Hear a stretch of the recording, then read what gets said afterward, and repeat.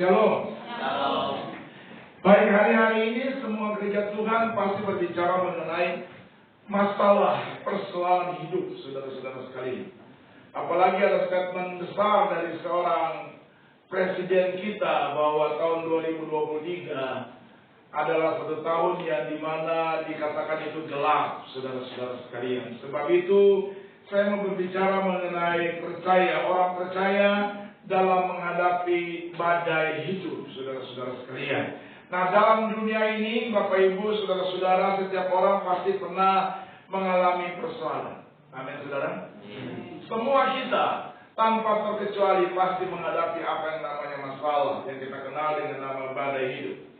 Nah, realitas dalam hidup ini kadang-kadang bisa bergeser, saudara-saudara sekalian. Bisa mengamuk dan berguncang setiap saat. Beratnya beban hidup kadang menyurutkan iman kita sebagai orang percaya. Kadang-kadang dengan masalah-masalah yang sedang kita hadapi, kadang-kadang kita bisa menyalahkan siapapun. Dan tidak konyol, banyak orang bisa menyalahkan Tuhan, saudara-saudara sekalian. Kenapa ini mesti terjadi, saudara-saudara? Banyak sekali masalah, banjir yang di mana-mana, saudara-saudara sekalian. Beberapa bulan-bulan yang lalu, beberapa tahun yang lalu, daerah kita, daerah Kelapa Gading juga mengalami apa yang namanya banjir. Kebakaran hutan di mana-mana terjadi, saudara-saudara sekalian. 2022 kebakaran di Sukabumi, saudara-saudara sekalian. Banyak sekali masalah, terus kita diperhadapkan dengan virus corona yang tidak menyelesaikan masalah ini, saudara-saudara sekalian. Sudah hampir 3 tahun ini kita menghadapi apa yang namanya corona, virus ini, saudara-saudara sekalian. Belum virus ini terselesaikan, Bapak Presiden kita sudah mengatakan bahwa tahun 2023 itu masalah yang pernah dihadapi, kegoncangan ekonomi yang sangat luar biasa. Nah, menghadapi masalah-masalah seperti itu, apakah kita tenang atau kita gerasa gerusuk, saudara-saudara sekalian? Menghadapi persoalan-persoalan seperti itu, apakah kita telah beriman kepada Tuhan atau kita bergeser daripada iman kita kepada Allah? Sehingga pada akhirnya orang menawarkan hal-hal yang spektakuler, orang menawarkan hal yang singkat. Pergi ke dukun itu, pergi ke paranormal itu, pasti ada jalan keluar di sana. Pergi ke orang pintar itu, pasti ada jalan keluar di sana. Nah, bukankah Tuhan kita lebih pintar daripada orang pintar tersebut? Saudara-saudara sekalian, bukankah Tuhan kita lebih hebat daripada orang hebat tersebut, saudara-saudara sekalian? Nah, hari ini kita akan berbicara singkat saja kepada saudara-saudara sekalian, bagaimana 3 kunci untuk menghadapi badai kehidupan, saudara-saudara sekalian. 3 ini saudara pegang, saudara tetap dijaga oleh Tuhan. Amin. 3 rahasia ini saudara pegang saja, maka saudara akan melihat bahwa Allah turut bekerja dalam segala perkara. Amin. Untuk apa? Untuk mendatangkan kebaikan. Bagi siapa? Bagi setiap kita yang mengasihi Tuhan, saudara-saudara sekalian. Yang pertama, buka Roma pasal 12 ayat yang ke-12, saudara-saudara sekalian. Kita diajarkan Tuhan untuk bertekun dalam doa. Mari kita baca ini firman, saudara-saudara. Alkitab bilang gini, bersukacitalah dalam apa? Pengharapan. Sabarlah dalam kesesakan. Terus bertekunlah dalam doa. Bapak Ibu, saudara-saudara sekalian, hari ini saya tidak berbicara mengenai sabar dalam kesesakan. Saya tidak berbicara mengenai bersukacita dalam pengharapan. Tapi saya mau angkat bagaimana kita harus bertekun di dalam doa. Mungkin semua orang tahu berdoa. Hari ini terkesannya sepele. Namun kadang-kadang kita sering lupa karena hari ini kita akan mendapat kekuatan baru dalam mengenai ibadah hidup. Dan pada waktu saudara ada di dalam doa. Saudara-saudara sekalian, apapun masalah kita, apapun kesibukan kita harus tetap percaya bahwa doa orang benar itu bila dengan yakin Tuhan besar kuasanya. Siapa yang setuju bahwa saudara punya doa itu besar kuasanya? Amin. Tetap bertekun di situ. Kadang-kadang banyak orang Kristen tidak bertekun. Ibaratnya orang itu sampai 1, finishnya di 10, sudah sampai kepada titik yang ke-7, dia mundur lagi. Dia tidak setia dalam doa tersebut. Maka sebenarnya Allah mau memberkati dia pada hitungan ke-8 ataupun ke-9. Tapi karena dia sudah jenuh sampai hitungan ke-7, dia mundur dan akhirnya tidak pernah mendapatkan apa-apa. Saudara-saudara, ini yang bahaya, ini yang berapi, saudara-saudara sekalian. Saya contoh begini ya. Kita sudah pada hitungan pertama, doa terus setia, 2, doa terus setia, 3, 4, 5, 6, 7. Mungkin Tuhan sudah akan memberkati kita pada poin yang ke-8. kan saya sudah berdoa, saya sudah bergereja, tapi Tuhan belum menjawab doa kita. Padahal sebentar lagi Allah menjawab doa kita. Tapi karena kita jenuh, kita salahkan siapa-siapa, hanya kita salahkan Tuhan, kita mundur daripada itu. Itu yang namanya bergeser. Dan pada hari kita saudara kepada melihat kemuliaan Tuhan. Tetap setia, tetap beribadah, tetap berdoa kepada Allah. Setiap pagi, meskipun capek, meskipun pulang kadang-kadang saya sampai jam 1 di rumah, kadang-kadang sampai jam 2, tapi tidak bisa tidak, harus setengah 5 sudah bangun. Makanya ada orang-orang tertentu di sini yang saya kirim renungannya pada jam-jam 4, kadang-kadang jam 3 itu ada kirim renungan. Setengah 5 paling lama. Dan jam 5 harga mati untuk berdoa. Tekun di situ. Saudara-saudara sekalian, tekun jam 5 sampai jam 6. Nah 1 jam saja, seperti Tuhan berkata kepada murid-muridnya di Taman Getsemani, tidakkah engkau bersama berjaga-jaga dengan aku berapa jam? 1 jam saja. Tapi ada banyak orang Kristen tidak setia dalam doa. Bagaimana ngomong apa Pak Pendeta? 1 jam terlalu lama. Harus sudah kehabisan bahan, sudah kehabisan kata-kata. Seperti itulah kadang-kadang orang Kristen di dalam hadirat Tuhan, saudara-saudara sekalian, tidak mau melihat proses Allah. Maunya instan untuk dijawab oleh Tuhan doa-doa kita. Harus kita hidup dalam proses Tuhan. Dalam apa setianya? Dalam ibadah seperti saat ini. Dalam apa setianya? Dalam merenungkan kebenaran firman Allah. Dalam apa setianya? Dalam doa. Makanya kita bilang ini, bertekunlah dalam doa sampai engkau melihat kemuliaan Tuhan dinyatakan. Amin, saudara. Harus begitu. Kadang-kadang kita bisa bergeser ya. Bekerjanya gimana Pak? Kadang-kadang sudah lihat jemaat, kok tambah hari tambah tidak bertumbuh ya. Tambah hari tidak tambah kapasitasnya ya. Kita bisa bergeser. Tapi harus tetap setia. Saya katakan pada jemaat, kalaupun juga jemaat saya di Bogor itu cuma hanya 20, kita jalan aja terus. Saudara-saudara sekalian. Kadang-kadang sudah lihat turun. Nah, ini orang tidak setia. Orang tidak setia nih saudara-saudara sekalian. Saya katakan ini, lebih baik punya 20, tapi jenderal. Daripada 100, hansip. Sudah pilih yang mana? Sudah pilih yang mana? Boleh 20 ya, tapi 20 itu jenderal. Jenderal kerajaan Tuhan, panglima kerajaan surga. Daripada hansip, bikin resek. Bukan berarti hansip itu bukan, ini cuma contoh doang saudara-saudara sekalian. Kadang-kadang hansip juga suka kalau kiri. Ya harus kanan. Gak ngerti saudara-saudara sekalian.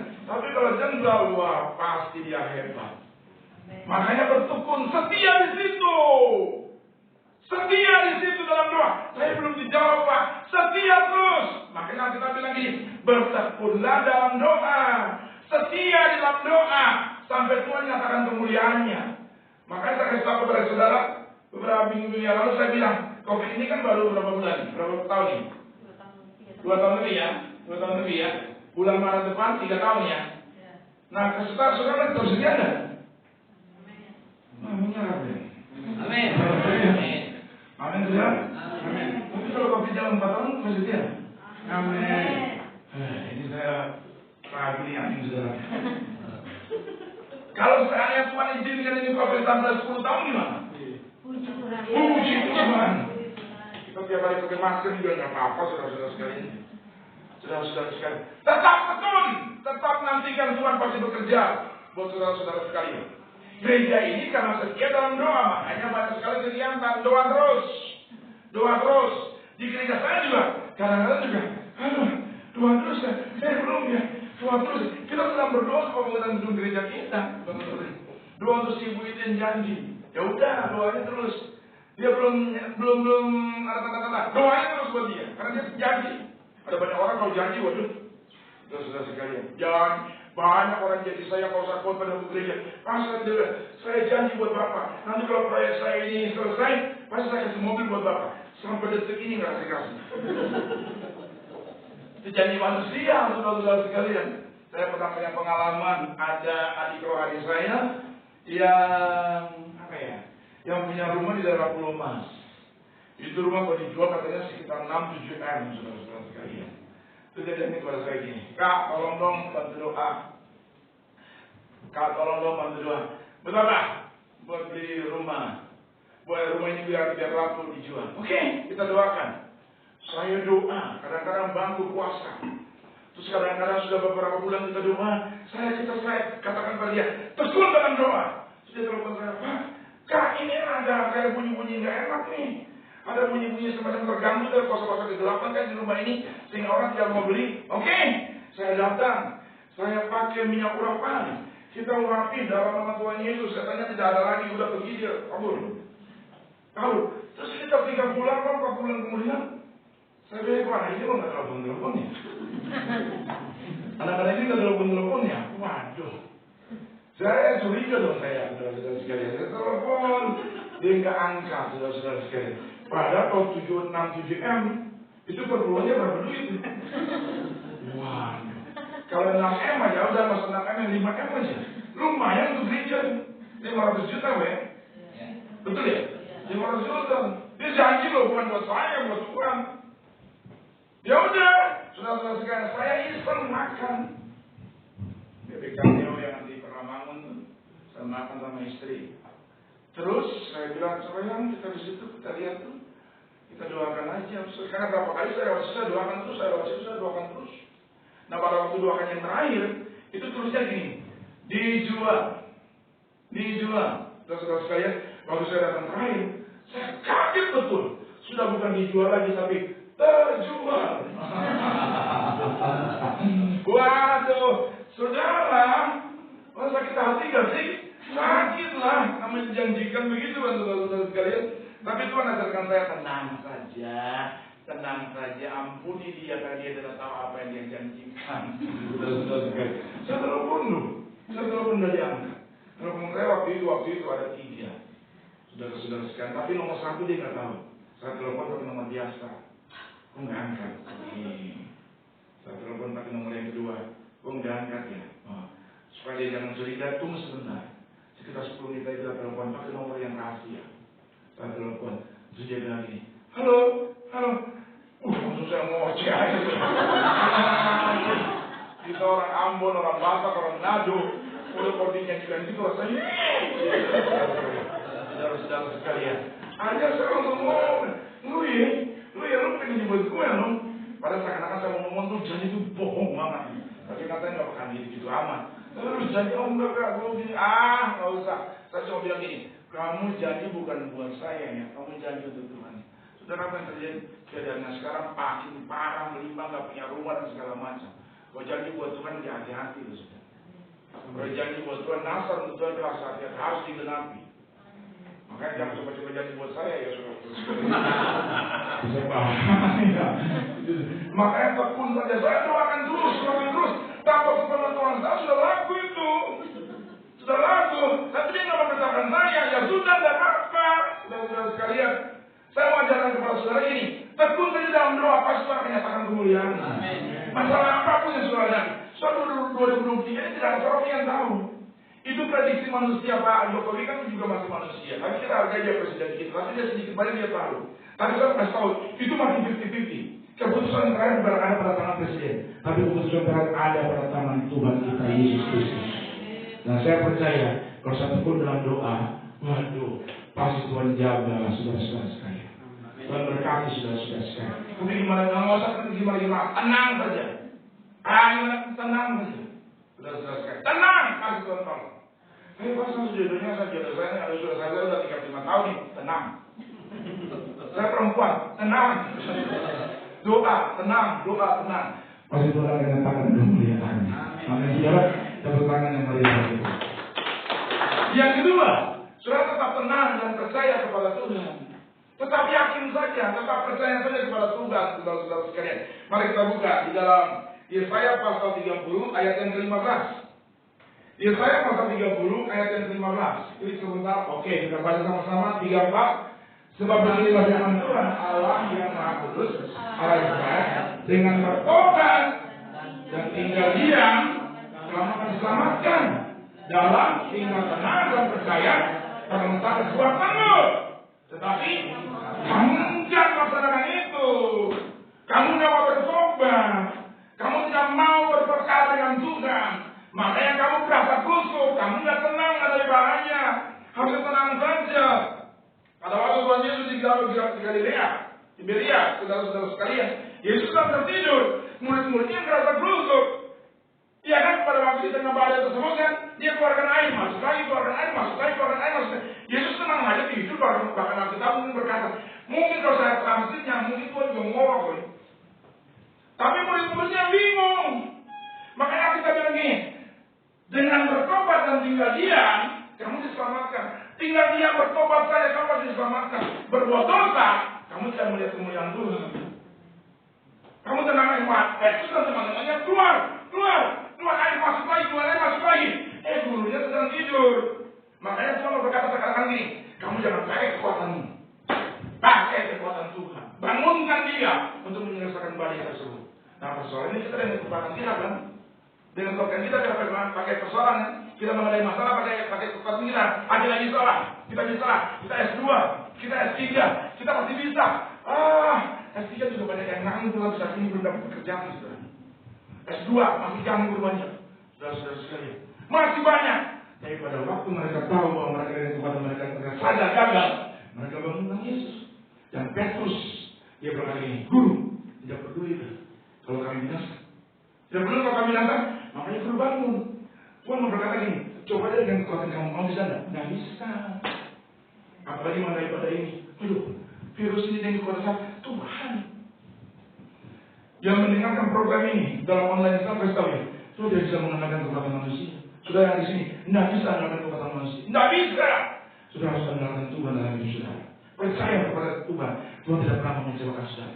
Bukan kita bilang berdebat. Aku tadi lagi, apa terkutuk orang yang mengandalkan manusia, tapi orang mengandalkan Allah. Allah tidak pernah mempermalukan saudara kalau saudara mengandalkan Tuhan. Amin saudara. Masalah berhubungan hidup seringkali membuat kita panik dan bingung. Bahkan banyak orang yang mengambil jalan pintas. Saudara jangan ya. Saudara jangan ambil jalan pintas ya. Pada waktu punya masalah, saya kesana tuh ada nenek-nenek. Nah, sudah tinggal bawa ayam putih. Karena dia memang orang China sih. Sudah bawa ayam hitam. Karena dia memang orang Ambon. Sudah ke sana.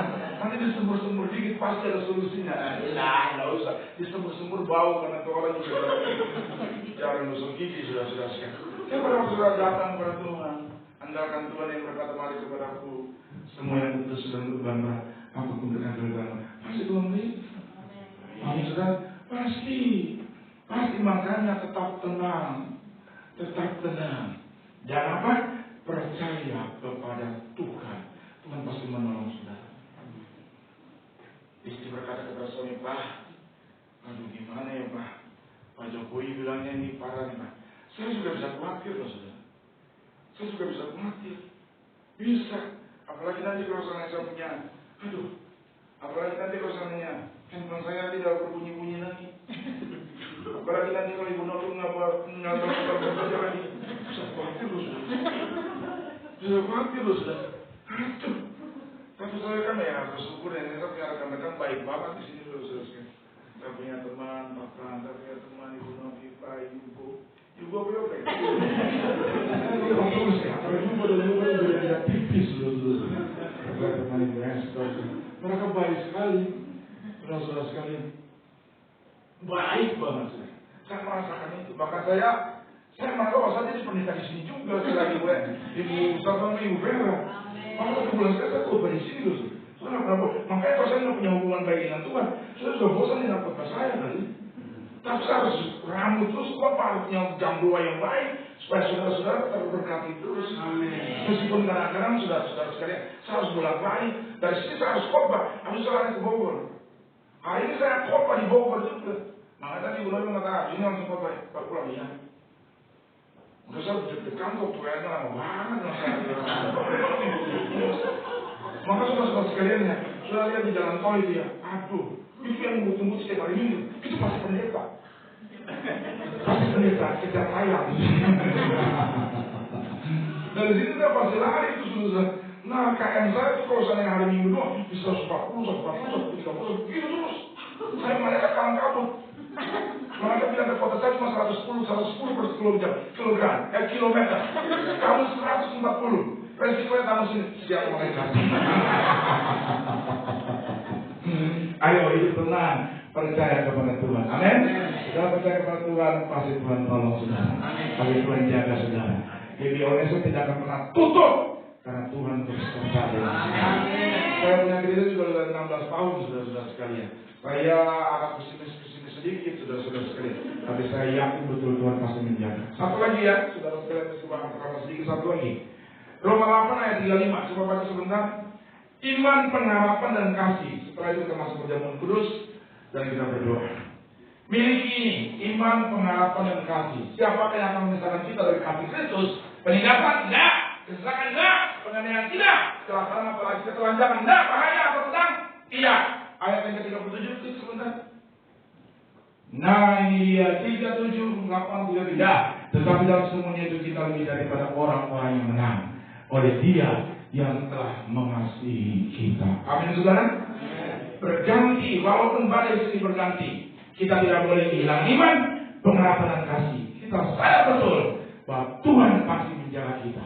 Kalau saudara mengasihi Tuhan dengan benar dan sungguh-sungguh, pasti Tuhan pelihara saudara-saudara. 3 hal ini saudara pegang. Tenang menghadapi badai. Yang pertama, saudara kuat dalam doa. Tekun dalam doa. Yang kedua, tenang dalam menghadapi apapun. Percaya kepada Tuhan. Dan ketiga, miliki iman, pengharapan dan kasih. Saudara juga berprogram selanjutnya. Tuhan berkati kita sekalian. Amin.